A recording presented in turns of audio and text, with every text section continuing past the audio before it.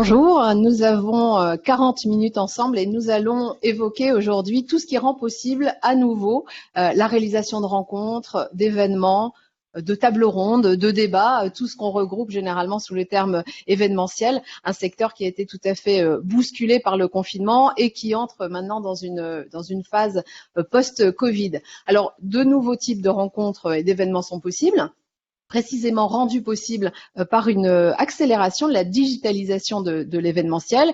Et vous allez voir que la virtualisation, qui n'est pas forcément exclusive d'ailleurs, peut aller très loin et surtout qu'elle peut être très efficace. Alors, une quarantaine de minutes avec des informations, des témoignages, des images, des vidéos aussi, diffusées depuis le studio d'ABAC audiovisuel qui produit ce live. Nous sommes ici trois à Toulouse avec Stéphane Gambier et Frédéric André. Et Martin Doré, lui, est à Paris. Lui aussi, d'ailleurs, dans un studio ABAC. Et puis vous êtes un petit peu partout. Merci d'être avec nous. Vous allez pouvoir poser vos questions en cliquant sur l'icône orange Q&A que vous voyez sur votre écran. Et puis au moment des sondages, vous pourrez aussi cliquer sur l'icône Poll pour pouvoir voter. Alors donc, Martin Doré est CEO de VS Factory. Frédéric André est directeur général d'ABAC Audiovisuel. Et Stéphane Gambier est président d'ABAC Audiovisuel. Bonjour à tous les trois. Bonjour Emmanuel. Peut-être Stéphane. Bonjour Martin, merci d'être avec nous depuis Paris. Stéphane va peut-être d'abord présenter ABAC Audiovisuel. L'entreprise évolue beaucoup actuellement, d'abord parce que le secteur de l'audiovisuel change à vitesse accélérée, et puis parce que vous avez aussi de nouvelles ambitions dans un contexte qui a beaucoup touché et concerné les activités événementielles. Tout à fait. Peut-être une présentation rapide donc d'ABAC Audiovisuel. On fête cette année donc nos 16 ans. Nous sommes une entreprise donc qui est constituée de 45 collaborateurs, 11 millions de chiffre d'affaires. On est implanté nationalement donc sur Toulouse, où on se trouve aujourd'hui donc dans le e-studio, Bordeaux et également à Paris, où se trouve Martin. Donc voilà, on intervient donc traditionnellement sur trois métiers. Les métiers de l'intégration audiovisuelle, donc on appelle ABAC Indoor, donc c'est tout ce qui est équipement de salles de conférence, de salles de conseil, de showroom, etc. D'ailleurs ici, avant d'être un studio, c'est une salle de conférence.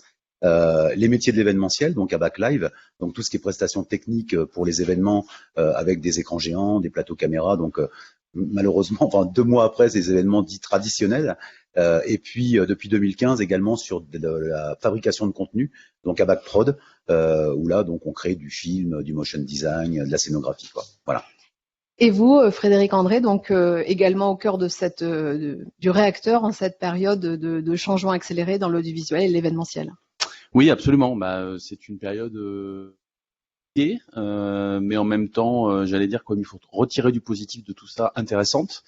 C'est vrai que nous, j'allais dire, on s'est focalisé depuis quelques semaines à travailler, à chercher de nouvelles offres parce qu'on était interpellé par nos clients et c'était vrai avant le Covid sur des besoins d'e-sport, de salons virtuels, de conventions digitales. Et on souhaitait apporter une vraie réponse professionnelle et une vraie réponse audiovisuelle à ces demandes. Donc, comme l'a dit Stéphane tout à l'heure, ABAC, c'est 3 activités et l'une des activités, c'est l'indoor. Et depuis maintenant 16 ans, l'indoor, c'est effectivement l'indoor travaille sur les marchés de communication unifiés. Donc, on a une grande expertise dans tout ce qui est outils de visioconférence, de webconférence, de webinars. Et cette expertise que nous avons dans le département indoor, nous souhaitions la mettre au service de nos clients événementiels. Et puis ABAC Audiovisuel veut se saisir de ce moment particulier aussi pour innover et en s'associant avec de nouvelles compétences, de nouvelles entreprises. Oui, tout à fait. C'est le cas de VS Factory avec Martin Doré. Donc c'est pas une histoire en fait d'opportunité parce que avec Martin on se connaît depuis de nombreuses années, on se suit depuis de nombreuses années et c'est vrai que on a accéléré un peu les échanges en 2019. Et on a finalisé en fait notre association, donc qu'on a appelée l'Alliance, puisque c'est vraiment une association de compétences. C'est une complémentarité en fait entre l'intégration de l'événementiel classique et du digital, qui est vraiment le cœur de métier de Martin. Et donc, pendant la période de confinement, on a accéléré ce rapprochement. Voilà. Bon, alors cette complémentarité d'expertise, on en parle avec vous, Martin Doré, à Paris. Elle s'opère dans ce domaine de l'audiovisuel et en particulier en matière de contenu digital immersif et interactif. véritablement l'expertise de VS Factory, qui est une PME innovante. Donc Martin Doré, vous en êtes le CEO. Qui est en quelques mots VS Factory, Martin? Bonjour Emmanuel. Donc voilà, donc en quelques mots, VS Factory a été créé il y a 5 ans. Donc avant tout, VS Factory, c'est un studio d'experts. Donc voilà, c'est important. Donc nous sommes une équipe de 12 personnes, 12 collaborateurs sur Paris. Et on a une antenne en Inde et une autre antenne qui est à Madagascar, ce qui nous permet d'en fait étouffer en termes de production. Voilà, donc ça c'est pour donner un peu le chemin. Et puis notre positionnement qui est important, donc on se positionne en tant que digital expert. Et bon, souvent c'est dit pourquoi. Donc pourquoi?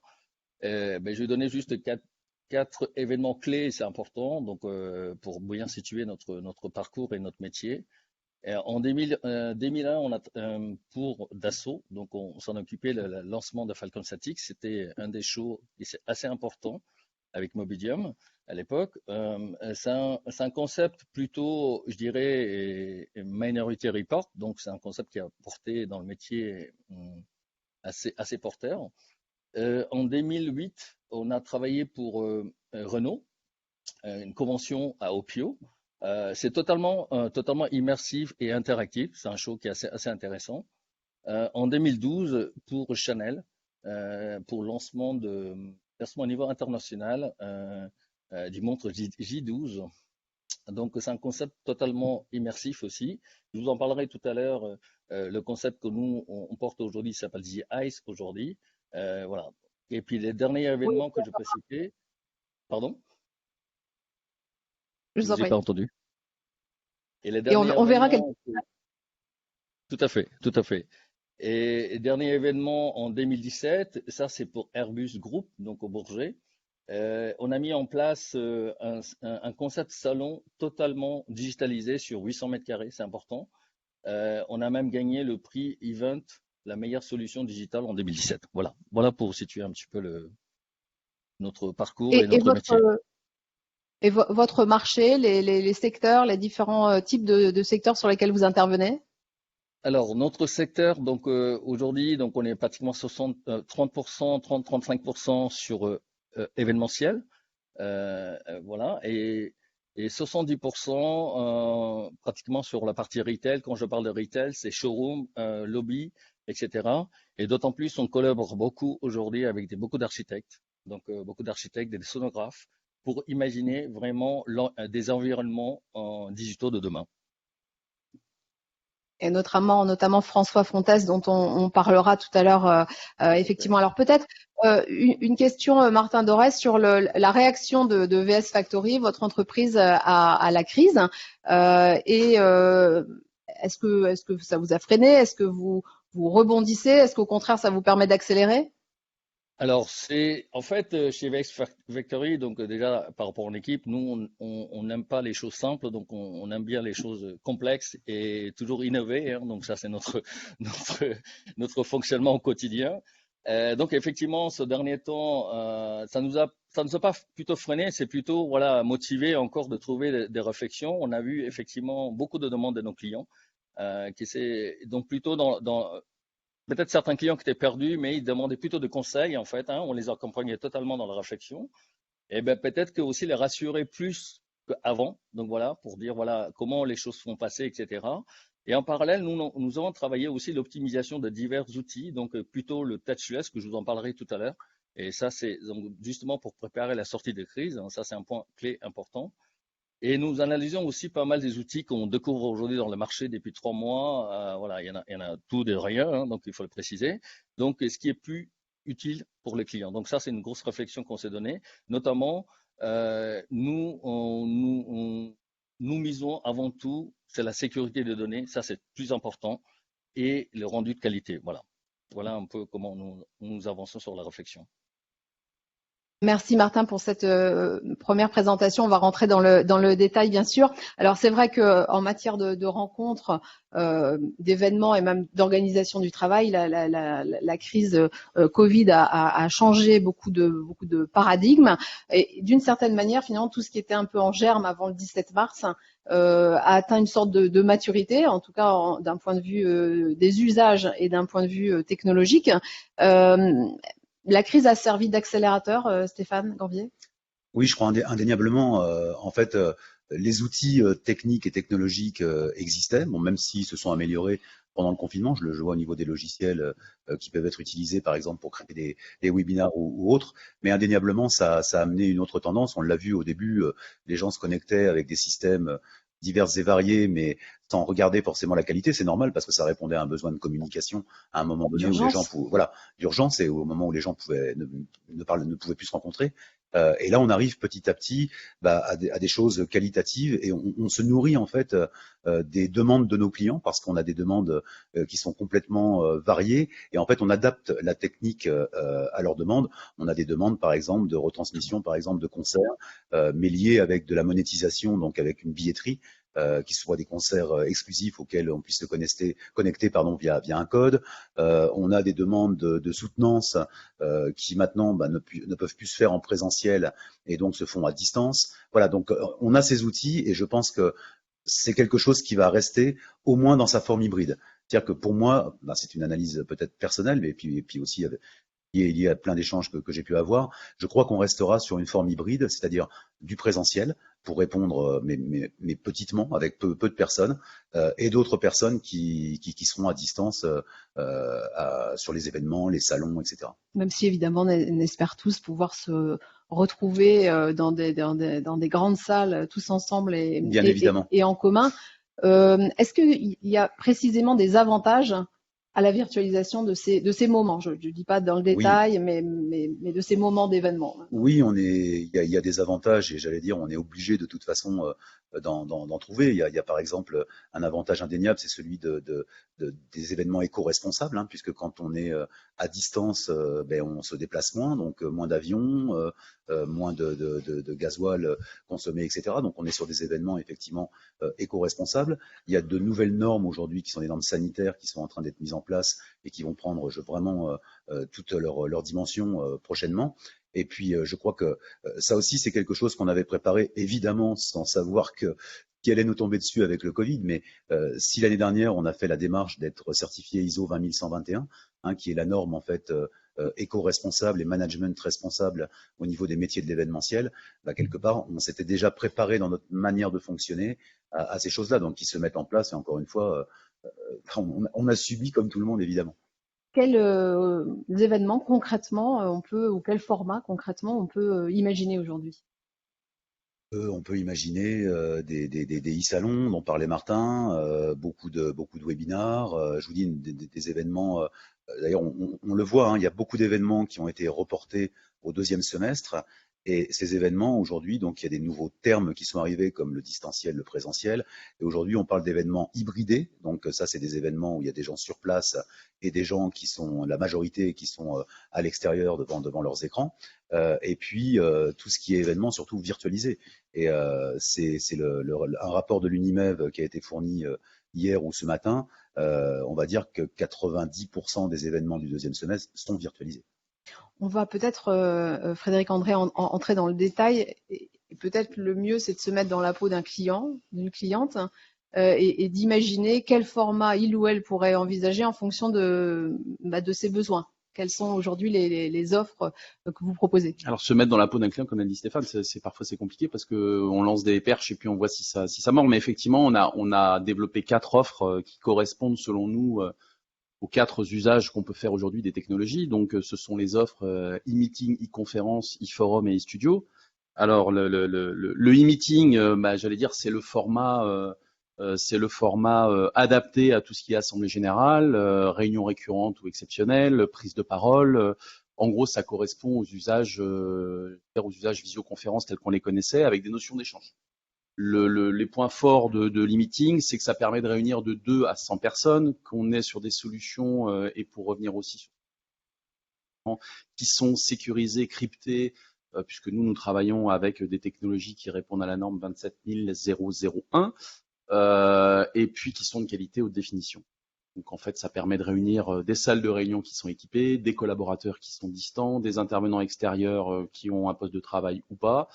Et puis on peut greffer au e-meeting énormément de solutions comme le streaming, l'enregistrement ou des solutions de traduction.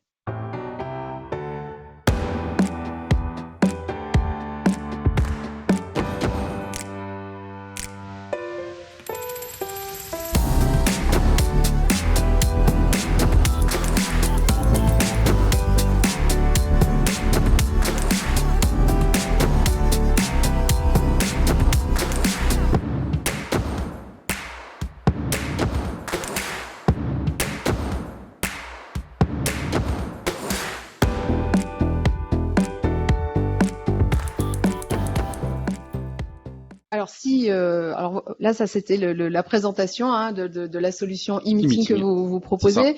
Imaginons que je veuille organiser un événement comme avant, on va dire, mais là en format digital. Eh ben ça, c'est le e-conférence ou la e-conférence. Voilà, c'est le deuxième format. C'est l'outil effectivement d'event digital par excellence. C'est le format qu'on utilise actuellement. Hein, donc c'est idéal pour des conférences de presse, des lancements de produits, des webinars un peu haut de gamme parce que les fonctionnalités sont très étendues, permettent de réunir jusqu'à 50 000 personnes, multi-présentateurs, multi-modérateurs, multi-intervenants. C'est accessible depuis n'importe quel ordinateur, depuis une salle de réunion équipée en visioconférence, et puis depuis un périphérique mobile, un device mobile comme on dit, donc téléphone, tablette, voilà. Pourquoi c'est le format d'event digital? Parce que cette solution finalement de e-conférence, on peut venir greffer tous les moyens audiovisuels. Donc j'allais dire comme ici, comme aujourd'hui, une régie vidéo, du streaming, des fonctionnalités de questions-réponses, de chat, de sondage, de vote parlementaire et de traduction simultanée.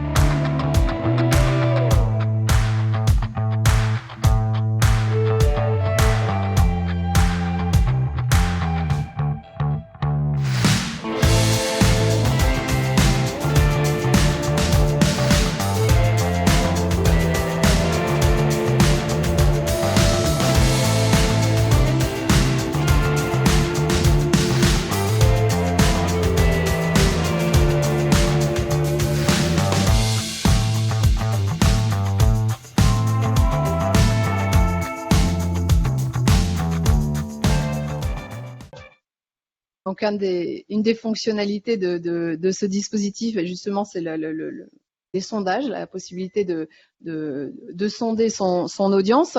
Peut-être d'ailleurs on peut directement vous poser une question. Et notre question, ça sera finalement, avez-vous vous-même organisé un événement distanciel, un événement virtuel au cours de ces dernières semaines? Vous avez vu le petit icône sur lequel vous devez cliquer pour répondre. On va prendre vos questions aussi, et elles sont nombreuses dans quelques minutes. Poursuivons peut-être Frédéric André avec toujours ma question cliente. Si je veux faire travailler ensemble en fait, soit une équipe, soit des participants à une formation, dans un événement qui est virtuel, quelle est l'option possible? C'est le e-forum en fait l'option possible parce que avec le e-forum, on est plus dans on va dire dans le concept ou dans le conceptuel, ça dépend comment on se place. Dans la Rome antique, le forum c'était une place publique dans laquelle on circulait finalement, donc il en est de même pour le e-forum chez nous. C'est cette notion de circulation. Alors plutôt que d'écrire des fonctionnalités, on va se positionner dans trois cas de figure. Typiquement un salon virtuel, Stéphane en parlait tout à l'heure, où on va pouvoir passer d'un espace à un autre d'un simple clic.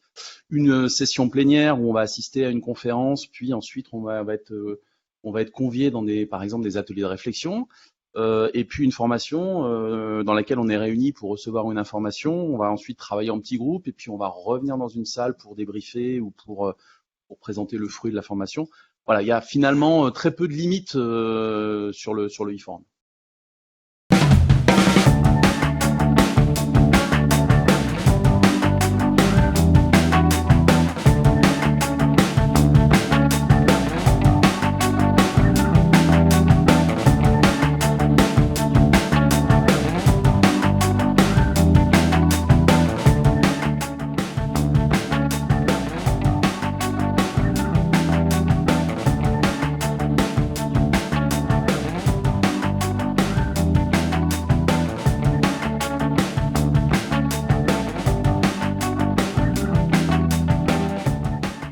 Alors beaucoup d'entreprises se sont lancées très récemment dans les webconférences.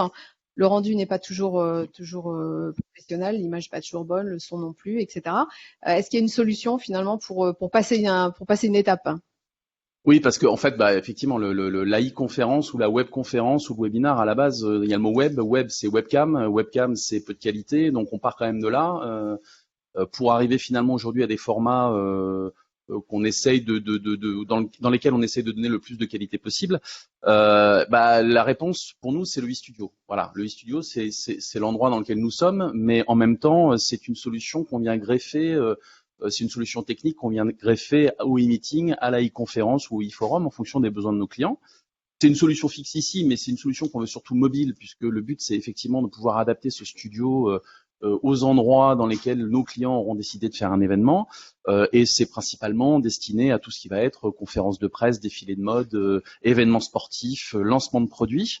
Voilà, donc on décline le eStudio, comme je l'ai dit tout à l'heure, en offre finalement mobile, dispositif professionnel pour des usages professionnels, avec toute la partie multicaméra, plateau caméra tel qu'on l'a aujourd'hui, studio virtuel tel qu'on peut le montrer ou infodécor. C'est aussi la création de contenu et puis c'est de la ligne éditoriale et du contenu éditorial avec vous, Emmanuel, par exemple. Pour vous donner peut-être un aperçu de ce que ça signifie un e-studio. Alors ici, on est dans un studio et puis juste derrière, évidemment, il y a la régie avec c'est un petit peu l'envers du décor. Voilà. Ils sont trois avec nous. Oui, alors Frédéric, vous me tendiez la perche sur la question de J'étais pas préparé. Hein. Peut-être du rôle du journaliste. C'est vrai que je pense que les métiers finalement, enfin tous les métiers finalement de l'événementiel ont été bouleversés par cette crise, y compris le mien finalement, puis de journaliste. Et j'en retire l'idée finalement, un petit peu en phase avec tout ce que vous venez de dire, que il faudra vraiment de plus en plus aussi une bonne raison pour se réunir, c'est-à-dire que ça soit en présentiel, en distanciel ou en hybridé, comme vous disiez Stéphane. L'essentiel, c'est est-ce que j'ai vraiment du temps à consacrer à cet événement. Et de mon point de vue éditorial et de journaliste, je pense que la vraie bonne raison, c'est le contenu. Oui, totalement. C'est-à-dire ce qu'on peut partager, ce qu'on a vraiment à dire, que ça soit de l'information, du savoir, etc. Et puis effectivement, peut-être que les gens ne se rendent pas forcément compte aussi quand ils font appel à quelqu'un pour préparer les interviews ou pour organiser un débat sur le plan du contenu.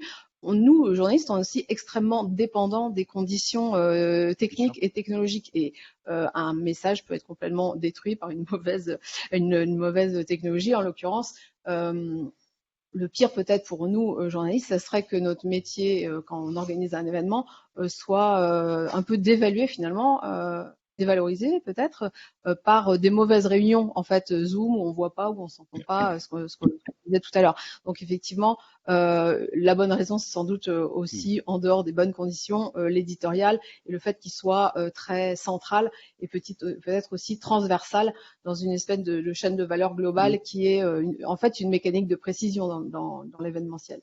Oui, totalement, parce que je crois que, comme on l'a dit depuis ces 3 derniers mois, on se réinvente. Enfin, en tout cas, j'espère que tout le monde se réinvente. Et je pense que de proposer de la technique et des technologies, c'est une chose, mais je pense que d'apporter aussi à nos clients des packages en quelque sorte avec du contenu éditorial, etc. C'est indéniablement un gage de qualité en fait de la réussite du message à faire passer et des réunions, quoi. La bonne raison pour se réunir dans l'événementiel post-Covid. Alors, on vous a promis de répondre à vos questions. On en a de nombreuses. Alors, une question de Laurent Ney. Comment réalisez-vous la traduction simultanée? Est-ce automatique ou via intervention humaine?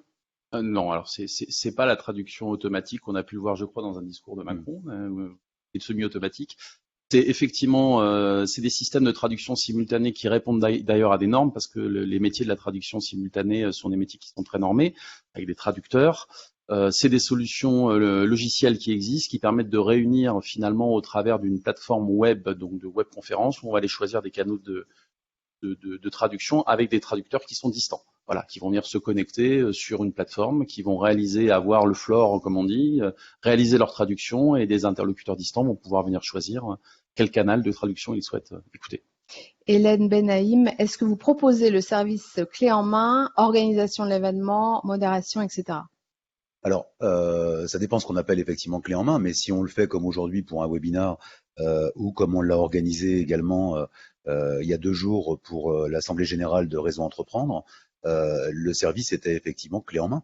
Hein, c'est-à-dire qu'on fournit la technique, on fournit le studio, donc l'emplacement, et on travaille de concert avec un ou une journaliste.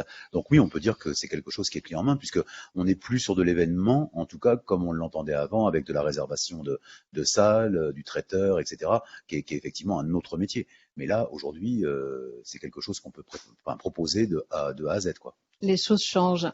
Alors pour Christophe Martin, pour ma part, j'ai des gros doutes sur les solutions pour les salons. Par contre, congrès, conférences, conventions, pas de problème. Qu'en pensez-vous? Oui, alors je peux peut-être répondre en partie à ça et je passerai la parole à Martin après parce que il y a des exemples précis. Je suis assez d'accord avec lui, c'est-à-dire que mais pour tout, c'est ce qu'on disait tout à l'heure, le digital va pas remplacer, je dirais la proximité qu'on a besoin d'avoir et entre autres sur un salon, on a besoin de toucher, on a besoin de voir, etc. Et pourtant, là aussi il y a des choses qui évoluent et Martin, je crois que pendant le confinement, tu as travaillé sur un dossier en fait où ton client a monté son stand chez lui et a fait venir de manière digitale les gens visiter son stand, quoi. Exactement, voilà. C'est-à-dire qu'aujourd'hui, effectivement, le besoin des clients, c'est très large en fait. Et donc, on a travaillé sur un des projets qui est assez intéressant, c'est-à-dire au lieu de faire le stand salon qui devait être fait en Allemagne, donc du coup, on a construit ce salon réellement au niveau des bureaux, en fait, dans leurs locaux.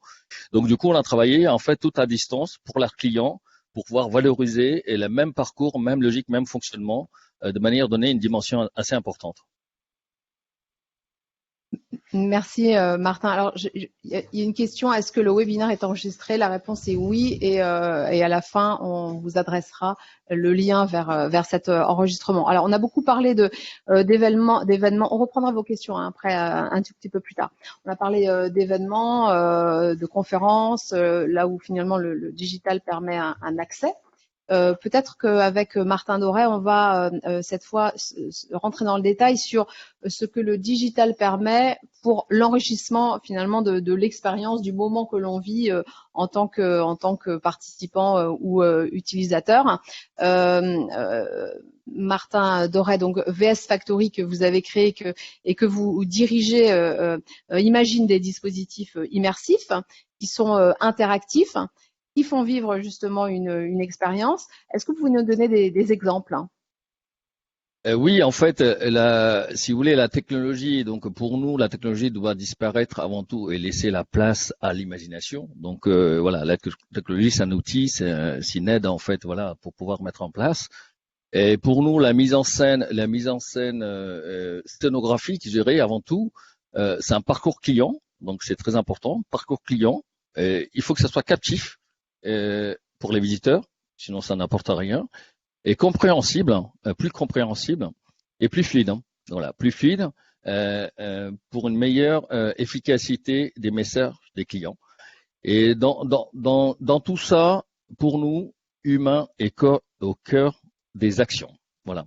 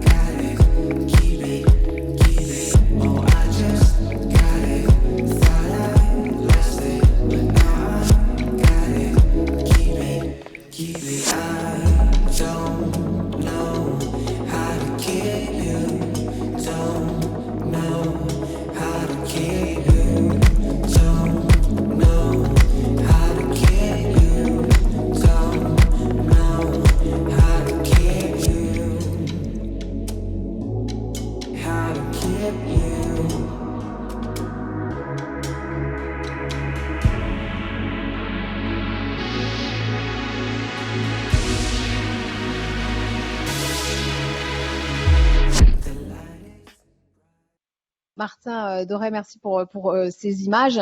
On peut évoquer aussi un projet qui va faire beaucoup parler de lui, qui est assez fascinant. Vous allez voir les images là aussi dans quelques instants. Ce projet, ce dispositif s'appelle The Ice. Il est accompagné par BPI France. En fait, il s'agit d'une capsule, vous allez nous l'expliquer, mais globalement une capsule modulable qui en fait intègre plusieurs technologies innovantes. Et ce projet, au tout départ, vous l'avez développé avec un architecte qui s'appelle François Fontès, dans le cadre de Réinventer Paris, et vous signez la scénographie du métro Palais Royal qu'on pourra voir bientôt, Martin. Oui, effectivement. Donc, effectivement, nous, comme chez VS Factory, nous, on aime bien aussi.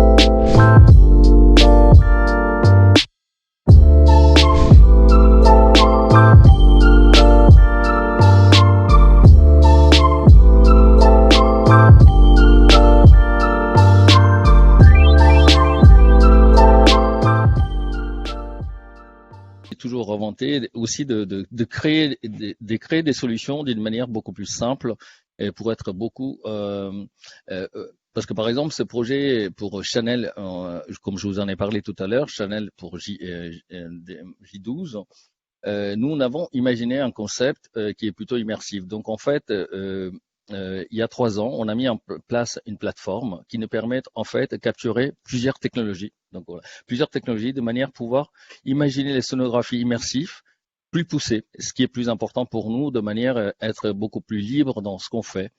Nous avons aussi conçu une capsule, donc capsule modulaire, indoor et outdoor, pour événementiel, retail et espace culturel et showroom de demain. Voilà, c'est ça, c'est simple le concept.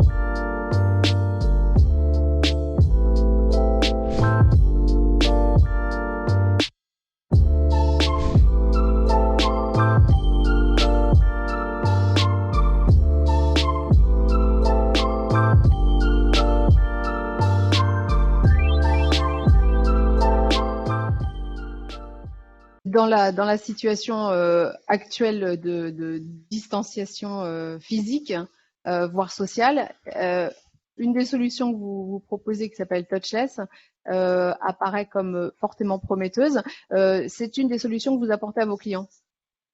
Oui, c'est ça. C'est-à-dire que nous mettons de plus en plus en avant cette solution touchless pour éviter tout contact avant tout, donc mais aussi sur le lieu physique, quoi. Donc voilà. Et ça, c'est un vrai sujet aujourd'hui qu'on développe. On pousse cette technologie qu'on pratique depuis quelques années, mais on le pousse avec des idées différentes, avec des mises en scène que vous allez voir sur la vidéo tout à l'heure. Et en même temps, nous allons dévoiler d'ici quelques semaines, une nouvelle plateforme à distance, qui va pratiquement répondre avec toutes les technologies diverses que vous avez pu voir, et de pouvoir manipuler à distance. Donc voilà, quelque chose d'encore innovant, et quelque chose encore plus fort.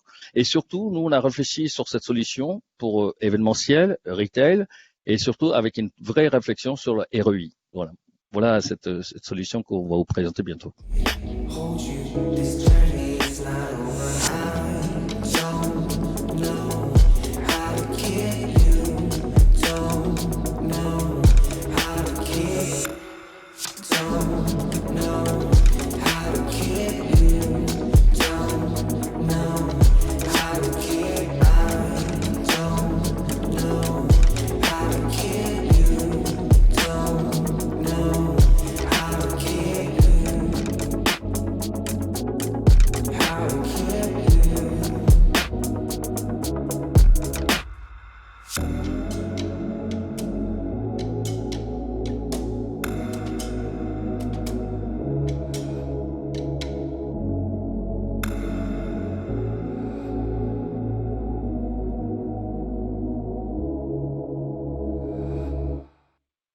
Alors la question qui est passée, qui vous est posée, Martin, c'est de savoir si vous êtes à l'origine de la conceptualisation de ces offres ou si vous êtes un intermédiaire avec une agence événementielle.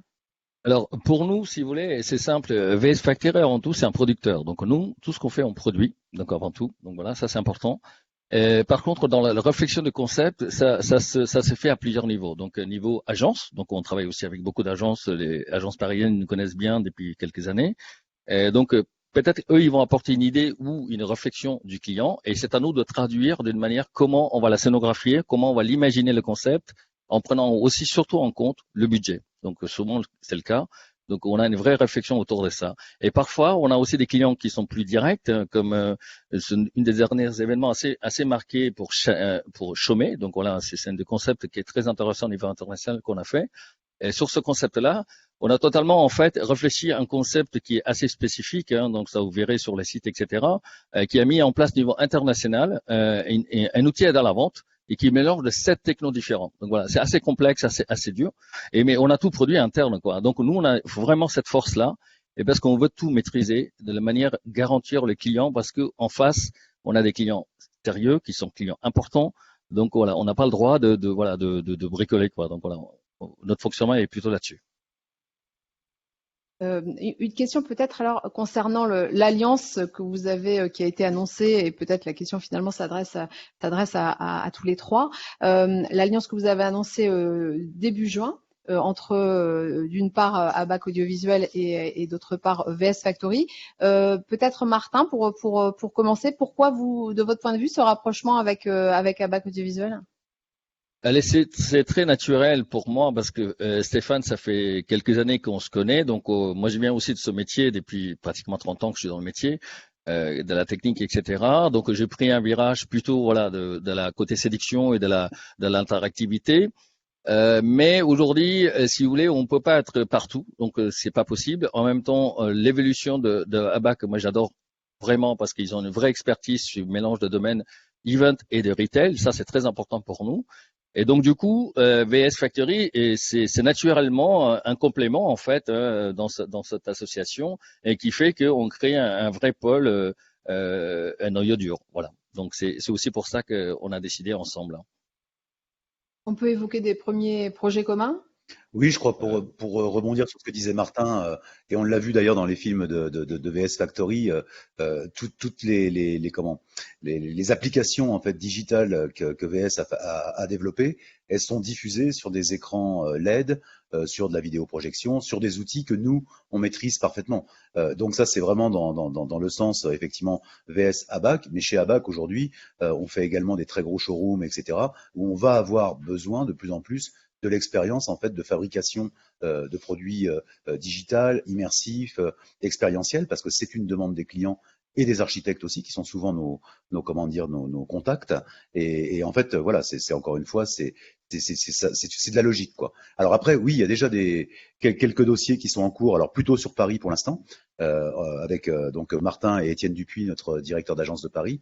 On a un projet de plusieurs studios de télévision, donc chez un gros client, pas quelque part qui crée son propre e-studio, hein, mais avec également des applications un peu interactives. Et puis d'autres projets, je crois Martin, si je dis pas de bêtises, sur une partie, oui, Thomson, et sur la partie artistique aussi. Voilà, parce que c'est-à-dire que voilà. Tout à fait, parce qu'on a deux projets qui entendent, on a déjà réfléchi ensemble avec Stéphane pour mettre en place. Il va y avoir un premier showroom à Paris d'ici 3-4 mois, qui va être totalement interactif, immersif, mais avec un vraie gestion à distance. C'est-à-dire que les clients qui ne peuvent pas déplacer, etc., qui peuvent même manipuler ce studio, mais on ne parle pas des virtuels, mais on parle vraiment du réel. Ça, c'est un outil qu'on est en train de mettre en place. Ça, c'est une vraie première collaboration qui était très fluide avec Stéphane, parce que voilà, c'est ça qui nous a manqué en fait quelque part pour pouvoir être plus performant. Et en 2021, on est sur 2 très gros projets artistiques, donc qui aura lieu fin janvier 2021 sur Paris, un lieu et qui va présenter 800 mètres carrés, qui est assez chouette, qui va aussi apporter cette sens de réflexion de notre collaboration ensemble entre ABAC et VS Factory, quoi. Peut-être un dernier mot pour conclure, Martin Doré, votre vision des prochains mois, même si manifestement vous avez beaucoup de projets en perspective. Votre vision pour l'entreprise et pour le marché, en quelques mots? Alors le marché va évoluer. Aujourd'hui, effectivement, tout ce qui est arrivé ce dernier temps nous permet de réfléchir et poser aussi voilà, un peu la valise et de réfléchir mieux et d'appréhender les marchés d'une manière différente. Et donc, nous a appris beaucoup. On nous a appris, ça nous permet prendre beaucoup de recul, etc. Et plutôt imaginer aujourd'hui des concepts. C'est pas forcément que ça soit des choses jolies et beaux, mais en même temps un vrai outil, un vrai outil de fonctionnement pour les clients avec un retour sur l'investissement parce que évidemment les finances sont de plus en plus serrées et c'est important. Notre devoir aujourd'hui, en tout cas en termes de conseil et d'accompagnement, c'est vraiment basé autour de ça. Et c'est aussi pour ça que j'aime bien aussi appuyer avec Stéphane et Frédéric, etc. Ils sont là depuis très longtemps dans le métier, ils les maîtrisent bien. Et ils sont 2 pieds sur terre et c'est ça qui est vraiment une vraie force pour nous demain, cette alliance, quoi. Un mot de conclusion tous les deux, Frédéric André et Stéphane Gambier? 2 pieds dans la terre. En 2 mots. Non, mais bon, voilà, c'est vrai que ça correspond ce que vient de dire Martin est très vrai. Nous, on a fait petitement, j'allais dire, on a pris une position sur le marché de l'audiovisuel, donc qui était déjà comment dire, métier, hein, puisqu'on intervient, les métiers de l'intégration et de l'événementiel et de la prod sont complémentaires, mais c'est pas forcément le même secteur d'activité. Donc on est habitué à ça. Là, on rajoute en fait une pierre à l'édifice avec la collaboration et l'alliance avec Martin. Après, qu'est-ce qui restera? Oui, c'est un moment difficile qu'on a vécu, mais c'est pas fini. Hein. Enfin, j'espère que la partie sanitaire est derrière nous, en tout cas le plus gros. Après, économiquement, on sait très bien que les mois qui arrivent vont pas forcément être marrants. Donc voilà, on a mis à profit, en tout cas, un maximum de temps pour se réinventer, pour mettre en place de nouvelles offres. La demande a l'air d'être là. On sent quand même qu'il y a plus qu'un frémissement maintenant entre le 11 mai et maintenant. Ça a quand même évolué et heureusement. Après, voilà, il faudra être agile, il faudra être habile et s'adapter du mieux possible. Après, je dis pas que c'est gagné, mais j'espère qu'on traversera cette mauvaise période avec des choses qui vont rester. Je crois qu'il y a beaucoup de choses qui resteront, dont la digitalisation de l'événementiel. Voilà. Ok, parfait. Merci beaucoup à tous les trois. Merci à vous de nous avoir suivis. Il y avait beaucoup de questions et bon, pour rester dans le timing, on n'a pas pu toutes les prendre et y répondre, mais je pense que vous recevrez chaque individuellement une réponse. Tous les inscrits, les participants et les participantes vont recevoir donc le lien du webinar et puis l'enregistrement sera visible aussi sur la chaîne YouTube d'ABAC. Un questionnaire de satisfaction va vous être également envoyé. Alors, si je devais retenir une phrase de ces 45 minutes finalement de webinaire, je pense que ça sera celle-là. La technologie doit disparaître pour laisser la place à l'imaginaire. Bravo. Merci beaucoup. Voilà. Et merci à vous. Je voulais remercier. Parce qu'un webinaire, comme on l'a dit tout à l'heure, ça se prépare. Hein. Il y a quand même, on a passé beaucoup de temps à préparer celui-ci. Et je voulais quand même remercier Émilie Gessan, qui est notre responsable de communication, Kevin, qui est notre chef de projet, notre réalisateur, un autre Kevin, c'est rare quand même dans la même régie, et également Clément, bien sûr, qui était ingé son, quoi. Voilà. Merci à vous tous. Merci à tous. Merci. Merci à vous.